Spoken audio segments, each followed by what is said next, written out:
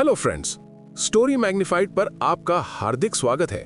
आज हम बात करने वाले हैं long walk to freedom book की, जिसे लिखा है नेल्सन मंडेला ने। जरा अपनी आंखें बंद कीजिए और सोचिए, कोई इंसान अपने जीवन के सबसे सुनहरे 27 साल जेल की सलाखों के पीछे बिता दे। सुबह की धूप उसके चेहरे पर ना पड़े, रात का चांद उसका साथी ना बने, सिर्फ ठंडी हवाएं और पत्थर की दीवारें ही उसकी दुनिया बन जाएं। और जब वो आदमी इतने सालों बाद बाहर निकले तो उसके दिल में नफरत की आग ना हो, बल्कि माफ करने का साहस और एकता का संदेश हो। तो क्या आप मानेंगे कि ऐसा भी संभव है? ये कोई काल्पनिक कहानी नहीं, बल्कि नेल्सन मंडेला का जीवन है। वो इंसान जिसने नस्ल भेद की बेड़ियों में जकड़े साउथ अफ्रीका को आजादी दिलाई। उन्होंने दुनिया को ये सिखाया कि असली ताकत हथियारों में नहीं, बल्कि इंसान के विचारों और उसके साहस में होती है। उनकी जिंदगी हमें यह दिखाती है कि इंसान को महान उसके हालात नहीं बनाते, बल्कि उसकी सोच, उसके चुनाव और उसके त्याग उसे महान बनाते हैं। मंडेला ने खुद कहा था, courage is not the absence of fear, it's inspiring others to move beyond it.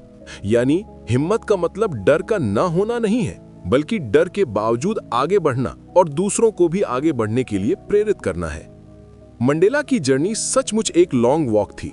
इसमें कठिन रास्ते थे, हार थी, बार बार गिरना था, लेकिन हर गिरने के बाद उठना और फिर चलना, यही वॉक उन्हें उस मंजिल तक ले गई जहां उन्होंने अपने देश को नस्ल भेद की जंजीरों से आजाद किया।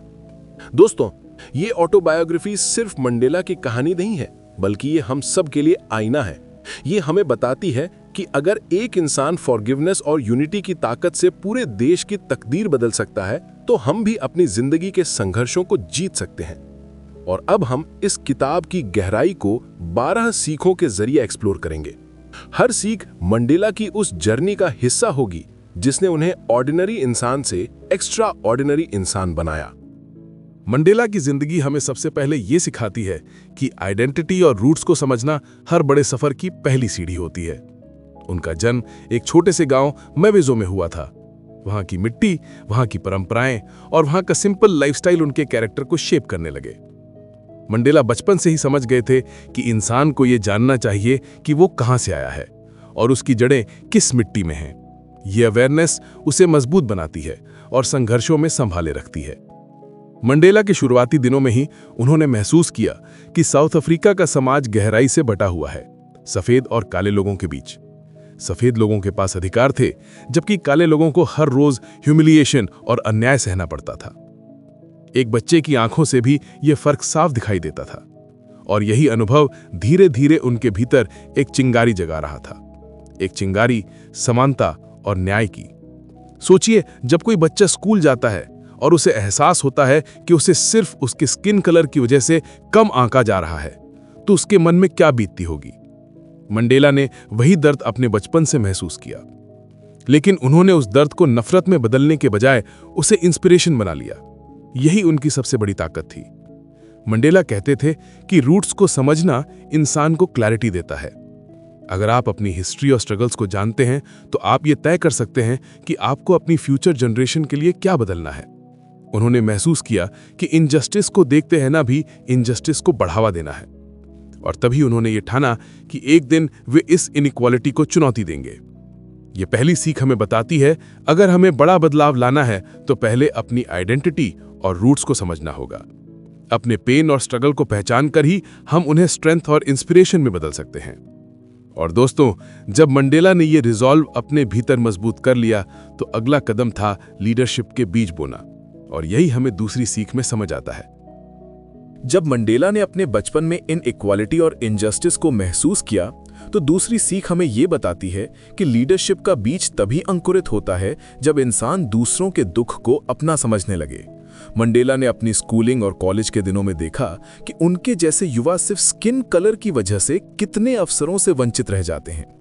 कई बार तो छोटे छोटे राइट्स के लिए भी उन्हें ह्यूमिलिएशन झेलनी पड़ती थी। ये सब देखकर उनके भीतर एक सवाल उठता रहा, क्या इंसाफ सिर्फ कुछ लोगों के लिए बना है? ये सवाल उनके मन में रिवोल्ट की तरह गूंजने लगा। लेकिन मंडेला का जवाब वायलेंस में नहीं था। उन्होंने महसूस किया कि अगर बदलाव लाना है तो सबसे पहले खुद को तैयार करना होगा। इसी सोच के साथ उन्होंने एजुकेशन को अपनी ताकत बनाया। उन्होंने लॉ की पढ़ाई की ताकि वो समाज के नियमों को समझ सकें और उन्हीं नियमों का इस्तेमाल करके लोगों के हक की लड़ाई लड़ सकें। सोचिए, एक नौजवान जो देख रहा है कि उसके साथ अन्याय हो रहा है, उसके पास दो रास्ते हैं। या तो वो चुपचाप इनजस्टिस सह ले या फिर साहस जुटाकर उसके खिलाफ खड़ा हो जाए। मंडेला ने दूसरा रास्ता चुना, लेकिन उन्होंने सीखा कि असली लीडरशिप सिर्फ गुस्से से नहीं आती, बल्कि नॉलेज और क्लैरिटी से आती है। उनके कॉलेज डेज में ही ये साफ होने लगा था कि लोग उन्हें लीडर मानते हैं। क्यों? क्योंकि वो सिर्फ अपने लिए नहीं, बल्कि दूसरों की प्रॉब्लम्स को भी अपनी प्रॉब्लम समझकर बोलते थे। जब कोई अन्याय होता था तो मंडेला सबसे पहले खड़े होते थे। यही क्वालिटी धीरे धीरे उन्हें मासेस के बीच एक अलग जगह दिलाने लगी। ये सीख हमें ये सिखाती है कि लीडरशिप सिर्फ पोजीशन पाने का नाम नहीं है, बल्कि लोगों के पेन को महसूस करके उनके लिए आवाज उठाने का नाम है। जब इंसान एजुकेशन, करेज और कंपैशन को साथ लेकर चलता है, तभी उसकी लीडरशिप मीनिंगफुल बनती है। और दोस्तों, मंडेला की लीडरशिप की ये शुरुआती परत आगे चलकर इतनी मजबूत हो गई कि वो पूरी दुनिया के लिए इंस्पिरेशन बन गए। लेकिन इससे पहले उन्हें सैक्रिफाइस की असली परिभाषा सीखनी थी, और यही हमें तीसरी सीख में समझ आती है। जब मंडेला की लीडरशिप की नींव मजबूत होने लगी, तो तीसरी सीख हमें यह दिखाती है कि बिना सैक्रिफाइस के कोई भी बड़ा मकसद पूरा नहीं हो सकता। मंडेला ने जब न्याय और बराबरी के लिए आवाज उठानी शुरू की, तो उन्हें समझ आ गया कि ये रास्ता आसान नहीं है। हर कदम पर खतरे थे, अरेस्ट का डर, पुलिस ब्रुटैलिटी और यहां तक कि मौत का खतरा भी। लेकिन उन्होंने तय कर लिया था कि अगर उन्हें अपनी कम्युनिटी को फ्रीडम दिलानी है, तो उन्हें खुद को बलिदान के लिए तैयार रखना होगा। सोचिए, मंडेला एक सामान्य इंसान भी तो बन सकते थे, एक वकील बनकर आराम की जिंदगी जी सकते थे, लेकिन उन्होंने अपना करियर, अपना कंफर्ट और यहां तक कि अपना परिवार भी इस संघर्ष के लिए दांव पर लगा दिया। उन्होंने बार बार अपने बच्चों का बचपन मिस किया, अपनी पत्नी से दूर रहे और सबसे कीमती चीज, अपनी जवानी सलाखों के पीछे गवाई। मंडेला ने यह सैक्रिफाइस सिर्फ इसलिए स्वीकार किया क्योंकि उनके लिए पर्सनल लाइफ से ज्यादा इंपॉर्टेंट था कलेक्टिव फ्रीडम। वो मानते थे कि अगर उनकी जनरेशन ने यह कीमत नहीं चुकाई, तो आने वाली जनरेशंस भी गुलामी और ह्यूमिलिएशन झेलेंगी। ये सोच ऑर्डिनरी नहीं होती। ये सोच वही रख सकता है जो अपने सेल्फ इंटरेस्ट से ऊपर उठकर दूसरों के लिए जीता है। मंडेला की यही क्वालिटी उन्हें अलग बनाती है।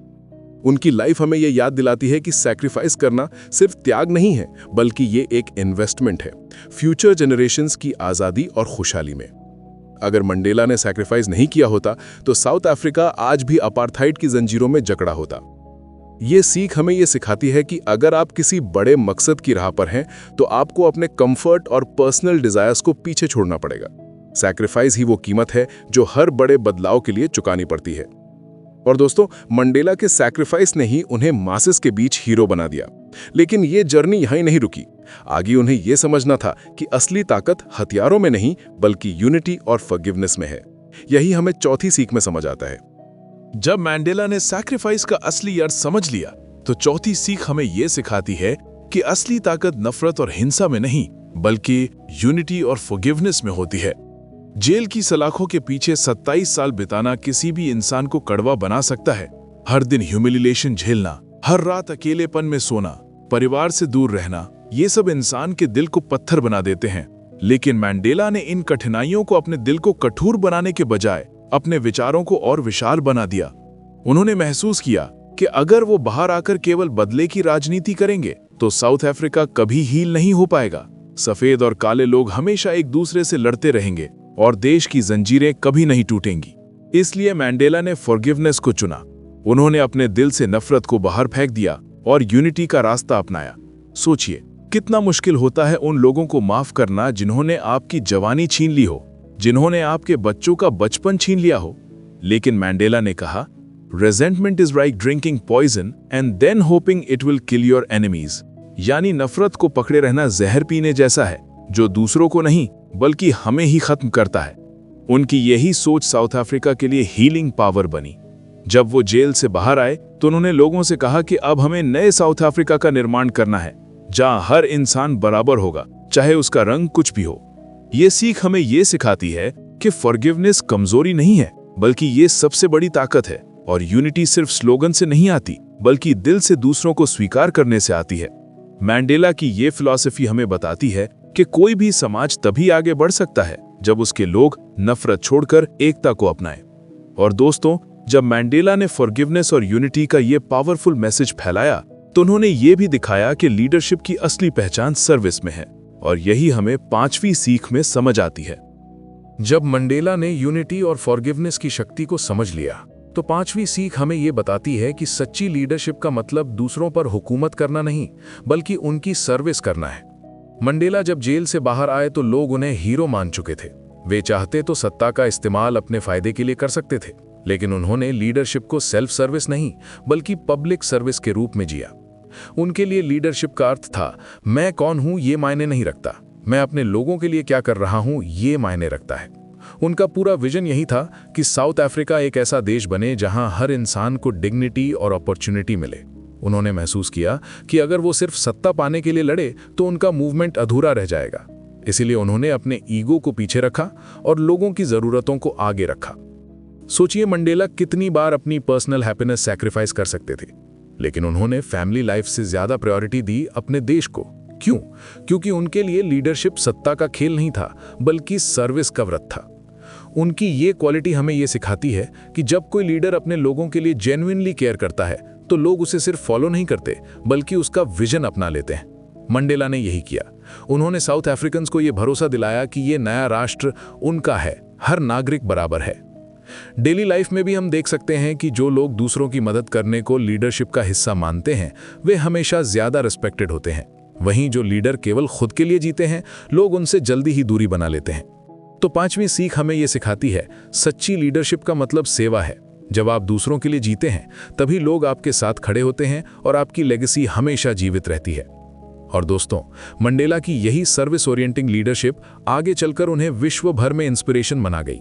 लेकिन इस जर्नी में उन्होंने ये भी सीखा कि पेशेंस और परसिवियरेंस ही बड़े बदलाव की नींव होते हैं, और यही हमें 6ठी सीख में समझ आता है। जब मंडेला ने लीडरशिप को सर्विस के रूप में जिया तो 6ठी सीख हमें यह बताती है कि बड़े बदलाव पेशेंस और परसिवियरेंस के बिना कभी पूरे नहीं होते। 27 साल जेल में बिताना कोई छोटी बात नहीं है। दिन पर दिन, साल दर साल, वही दीवारें, वही रूटीन, वही लोनलीनेस। कोई भी इंसान टूट सकता था, लेकिन मंडेला का धैर्य ही उनकी सबसे बड़ी ताकत था। उन्होंने कभी ये उम्मीद नहीं छोड़ी कि एक दिन साउथ अफ्रीका नस्ल भेद की जंजीरों से मुक्त होगा। सोचिए, अगर मंडेला जल्दी हार मान लेते, अगर उन्होंने गुस्से या निराशा में आंदोलन छोड़ दिया होता, तो क्या आज साउथ अफ्रीका आजाद और डेमोक्रेटिक होता? शायद नहीं। उनकी परसिवियरेंस ही वो रोशनी थी जिसने अंधेरे में भी उनके लोगों को उम्मीद दिलाई। मंडेला का धैर्य सिर्फ इंतजार करने का नाम नहीं था, ये एक एक्टिव पेशेंस था। जेल के भीतर भी उन्होंने खुद को एजुकेट किया, किताबें पढ़ी, दूसरों को सिखाया और अपने विजन को और मजबूत बनाया। उनके लिए हर दिन, हर घड़ी एक तैयारी थी उस दिन के लिए जब वे बाहर आकर बदलाव लाएंगे। एलन, मंडेला के एक साथी कैदी, ने कहा था कि मंडेला के पास एक अजीब सी कामनेस थी। चाहे जेल के गार्ड्स ने कितना भी ह्यूमिलिएट करे, मंडेला का चेहरा शांत रहता था। यही कामनेस उनके साथियों को भी मोटिवेट करती थी कि वे हार नहीं माने। ये सीख हमें ये सिखाती है कि पेशेंस का मतलब सिर्फ इंतजार करना नहीं, बल्कि कठिन समय में भी अपने विजन को थामे रखना है। और परसिवियरेंस का मतलब है कि चाहे रास्ता कितना भी लंबा क्यों ना हो, कदम चलते रहने चाहिए। मंडेला की ये क्वालिटी हमें याद दिलाती है कि बड़े बदलाव इंस्टेंट नहीं आते, उनके लिए कंसिस्टेंसी और विश्वास चाहिए। और दोस्तों, मंडेला का पेशेंस और परसिवियरेंस ही उन्हें वो ताकत दे पाया कि जब वे बाहर आए तो वे सिर्फ एक नेता नहीं, बल्कि पूरी दुनिया के लिए होप का प्रतीक बन गए। और यही जर्नी हमें 7वीं सीख में ये समझाती है कि होप और विजन लोगों को इंस्पायर करने का सबसे बड़ा साधन है। जब मंडेला ने पेशेंस और परसिवियरेंस से अपने संघर्ष को थामा, तो 7वीं सीख हमें ये बताती है कि होप और विजन ही वो ताकत है जो पूरे आंदोलन को जीवित रखते हैं। मंडेला जानते थे कि लोग तब तक लड़ाई नहीं लड़ सकते जब तक उनके पास एक स्पष्ट विजन ना हो। इसलिए उन्होंने साउथ अफ्रीका के हर नागरिक को यह सपना दिया कि एक दिन ये देश ऐसा बनेगा जहां हर इंसान बराबरी के साथ जी सकेगा। ये विजन सिर्फ एक पॉलिटिकल स्टेटमेंट नहीं था, बल्कि लोगों की धड़कनों में बसा हुआ होप बन गया। सोचिए, जब लोग सालों से ह्यूमिलिएशन और अन्याय झेल रहे हों, तो उन्हें खड़ा रखने के लिए सिर्फ स्लोगन्स काफी नहीं होते। उन्हें एक ऐसा लीडर चाहिए जो उन्हें उनके पेन से आगे की तस्वीर दिखा सके। मंडेला वही नेता बने। उन्होंने अपने लोगों से कहा कि ये जर्नी लंबी है, कठिन है, लेकिन अंत में हमारी मंजिल आजादी है। उनकी यही होप पूरे आंदोलन की जान बन गई। जेल में रहते हुए भी उनका विजन बाहर की दुनिया में गूंजता रहा। लोग कहते थे कि मंडेला कैद में है, लेकिन उनका सपना हर दिल में आजाद घूम रहा था। यही कारण था कि 27 साल बाद जब वे जेल से निकले तो लाखों लोग उन्हें देखने आए, क्योंकि वे सिर्फ एक इंसान नहीं बल्कि होप का चेहरा बन चुके थे। मंडेला की ये क्वालिटी हमें ये सिखाती है कि एक लीडर की सबसे बड़ी ताकत उसकी विजन होती है। विजन वो ध्रुव तारा है जो मुश्किल रास्तों में भी लोगों को दिशा दिखाता है, और होप वो ईंधन है जो थके हुए दिलों को दोबारा खड़ा कर देता है। डेली लाइफ में भी हम देखते हैं कि जिन लोगों के पास स्पष्ट गोल्स और स्ट्रॉन्ग विजन होते हैं वही दूसरों को इंस्पायर कर पाते हैं, और जिनके पास होप नहीं होता वे छोटी मुश्किलों में ही टूट जाते हैं। तो 7वीं सीख हमें यही बताती है, अगर आप लोगों को सचमुच लीड करना चाहते हैं तो उन्हें एक साफ विजन दीजिए और होप का सहारा दीजिए। यही उन्हें जर्नी के अंत तक साथ लेकर जाएगा। और दोस्तों, जब मंडेला ने अपने लोगों को विजन और होप का गिफ्ट दिया तो उन्होंने ये भी साबित किया कि करेज और इंटेग्रिटी ही किसी नेता की असली पहचान होती है। यही हमें 8वीं सीख में समझ आता है। जब मंडेला ने अपने लोगों को होप और विजन दिया तो 8वीं सीख हमें यह सिखाती है कि सच्चा नेता वही है जो करेज और इंटेग्रिटी के साथ खड़ा हो। मंडेला के सामने बार बार ऐसे हालात आए जब उन्हें कॉम्प्रोमाइज करने का मौका मिला। अपार्थाइड सरकार ने कई बार कोशिश की कि अगर वे अपने प्रिंसिपल से समझौता कर लें तो उन्हें जेल से आजादी मिल सकती है, लेकिन मंडेला ने साफ कहा, मैं उस आजादी को स्वीकार नहीं कर सकता जो मेरे लोगों को अब भी कैद में रखें। सोचिए, 27 साल जेल में गुजर गए हो, परिवार से दूरी हो, हेल्थ कमजोर हो चुकी हो, और फिर भी अगर कोई इंसान अपने प्रिंसिपल्स पर अडिग रहे तो ये सिर्फ करेज ही नहीं बल्कि इंटेग्रिटी का सबसे बड़ा उदाहरण है। मंडेला ने दिखाया कि नेता की क्रेडिबिलिटी सिर्फ उसके वर्ड से नहीं बल्कि उसके एक्शन से बनती है। उनकी ये इंटेग्रिटी ही थी जिसने लोगों को उन पर अटूट भरोसा करने पर मजबूर कर दिया। साउथ अफ्रीका के लोग जानते थे कि मंडेला कभी उन्हें धोखा नहीं देंगे, क्योंकि उन्होंने अपने कंफर्ट से ज्यादा उनके फ्यूचर को चुना था। और करेज, मंडेला ने खुद कहा था, I learned that courage was not the absence of fear, but the triumph over it. यानी असली हिम्मत डर ना होने में नहीं, बल्कि डर के बावजूद सही रास्ता चुनने में है। उन्होंने डर महसूस किया, लेकिन उस डर को कभी अपनी जर्नी का मालिक नहीं बनने दिया। डेली लाइफ में भी ये प्रिंसिपल लागू होता है। एक ऑर्डिनरी इंसान भी अगर इंटेग्रिटी और करेज के साथ खड़ा हो तो लोग उसे फॉलो करने लगते हैं, क्योंकि लोग उस पर भरोसा कर सकते हैं। तो 8वीं सीख हमें यह सिखाती है, इंटेग्रिटी और करेज ही लीडरशिप का बैकबोन है। अगर ये नहीं है तो लीडरशिप सिर्फ एक हॉलो शेल है। और दोस्तों, जब मंडेला ने करेज और इंटेग्रिटी का ये उदाहरण पेश किया तो उन्होंने ये भी दिखाया कि यूनिटी को सस्टेनेबल बनाने के लिए रिकंसिलिएशन जरूरी है। और यही हमें 9वीं सीख में समझ आता है। जब मंडेला ने करेज और इंटेग्रिटी को अपने जीवन का आधार बनाया तो 9वीं सीख हमें यह बताती है कि किसी समाज को हील करने के लिए रिकंसिलिएशन यानी मेल मिलाप अनिवार्य है। 27 साल जेल में बिताने के बाद मंडेला के सामने ये सबसे बड़ा सवाल था, अब वो अपने देश को किस रास्ते पर ले जाएं। वो चाहे तो बदले की आग भड़का सकते थे। जिन लोगों ने सालों तक उनके लोगों को ह्यूमिलिएशन दिया, उन्हें सजा दिलवा सकते थे, लेकिन मंडेला ने इसके बजाय रिकंसिलिएशन का रास्ता चुना। उन्होंने महसूस किया कि अगर साउथ अफ्रीका को सचमुच आजादी चाहिए तो ये सिर्फ पॉलिटिकल फ्रीडम से पूरी नहीं होगी। असली आजादी तभी होगी जब दिलों की दीवारें टूटेंगी और सफेद और काले लोग एक ही राष्ट्र के रूप में खुद को देख पाएंगे। सोचिए, ये कितना मुश्किल फैसला रहा होगा। जिन्होंने आपका बचपन, जवानी और परिवार छीन लिया हो, उनसे हाथ मिलाना आसान नहीं है। लेकिन मंडेला ने कहा, forgiveness liberates the soul, it removes fear. यानी माफ करना आत्मा को आजाद करता है और डर को मिटा देता है। उनकी रिकंसिलिएशन की सोच ने पूरे देश को हीलिंग का मौका दिया। ट्रूथ एंड रिकंसिलिएशन कमीशन जैसी पहल ने यह दिखाया कि गलतियों को स्वीकार करके और माफ करके ही नया भविष्य बनाया जा सकता है। ये सीख हमें यह सिखाती है कि रिकंसिलिएशन कमजोरी नहीं है, बल्कि ये एक सोसाइटी को सस्टेनेबल शांति और विकास की ओर ले जाने वाला कदम है। डेली लाइफ में भी हम देख सकते हैं कि जब तक लोग एक दूसरे को माफ नहीं करते और अपने डिफरेंसेस को दूर नहीं करते, तब तक हार्मनी संभव नहीं है। मंडेला ने यही प्रिंसिपल पूरे देश के स्तर पर लागू किया। तो 9वीं सीख हमें यही बताती है किसी भी समाज में असली हीलिंग तभी आती है जब उसके लोग रिकंसिलिएशन को अपनाते हैं। और दोस्तों, जब मंडेला ने रिकंसिलिएशन का ये पावरफुल एग्जाम्पल रखा तो उन्होंने ये भी सिखाया कि एजुकेशन ही वो हथियार है जिससे आने वाली पीढ़ियां एम्पावर्ड हो सकती हैं। यही हमें 10वीं सीख में समझ आता है।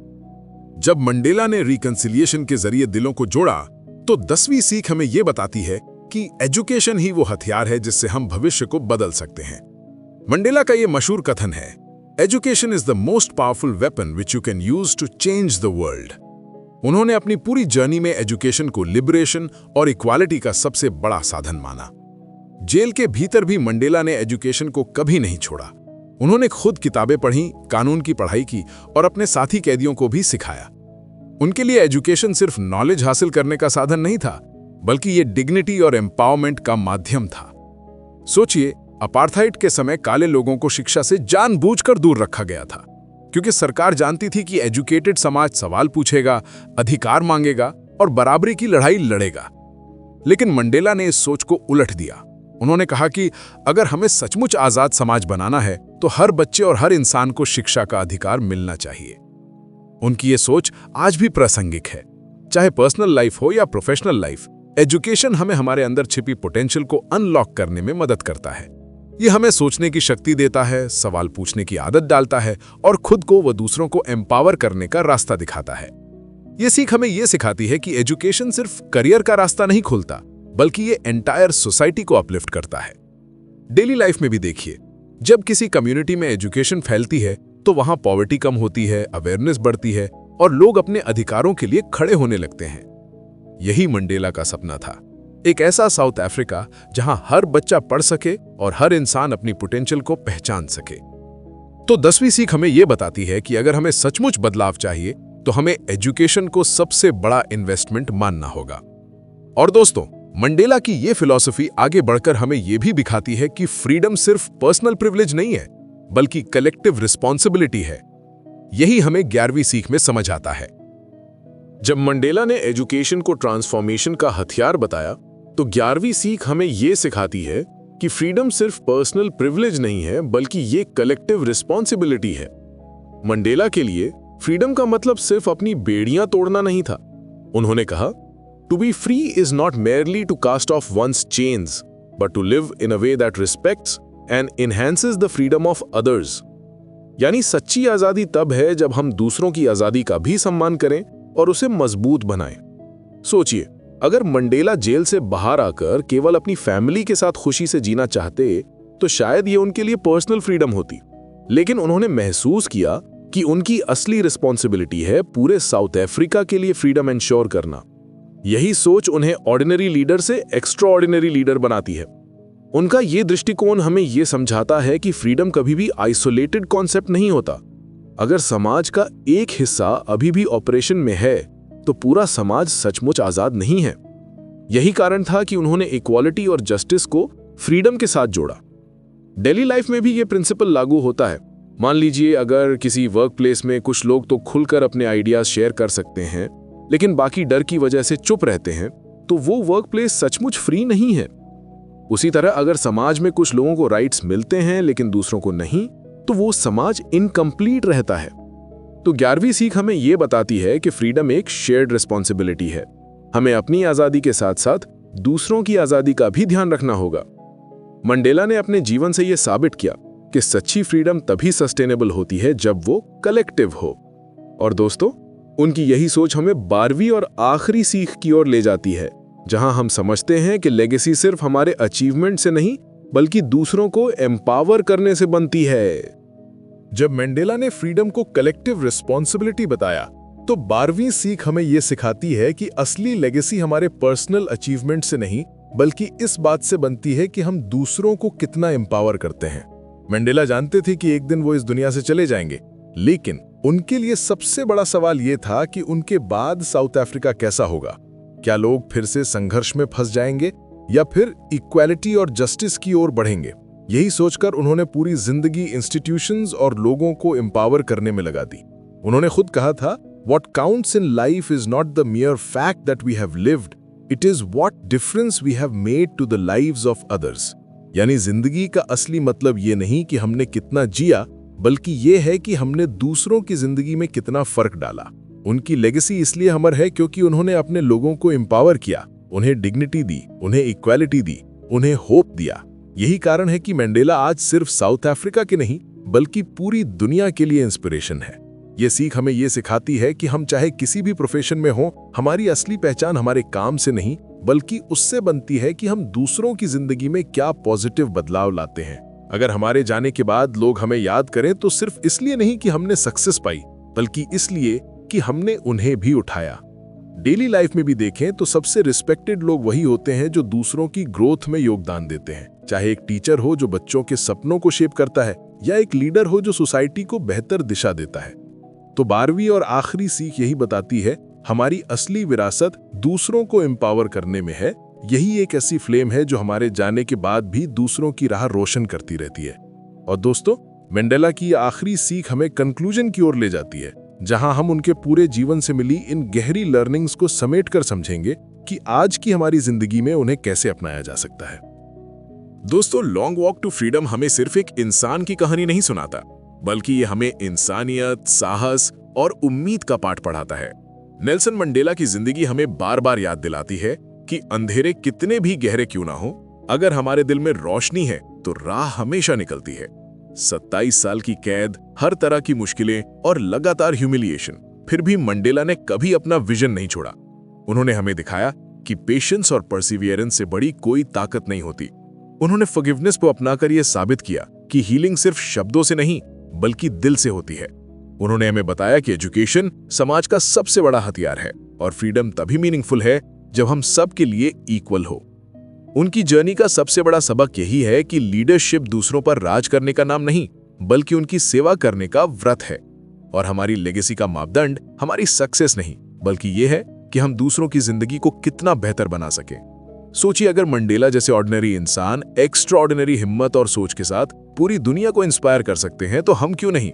हमारी जिंदगी में भी चैलेंजेस हैं, लेकिन उनसे भागना नहीं है, हमें धैर्य रखना है, परसिवियरेंस के साथ लड़ना है और सबसे जरूरी दूसरों की ग्रोथ में योगदान देना है।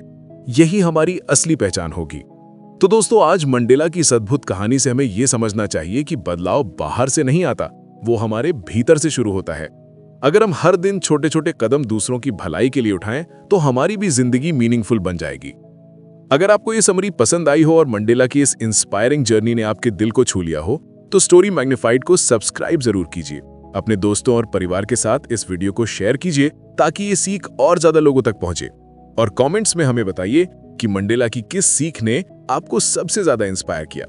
याद रखिए, फ्रीडम, यूनिटी और सर्विस सिर्फ किताबों के शब्द नहीं है बल्कि ये वैल्यूज हैं जिन्हें अपनाकर हम भी अपने जीवन में एक छोटी सी लॉन्ग वॉक टू फ्रीडम पूरी कर सकते हैं।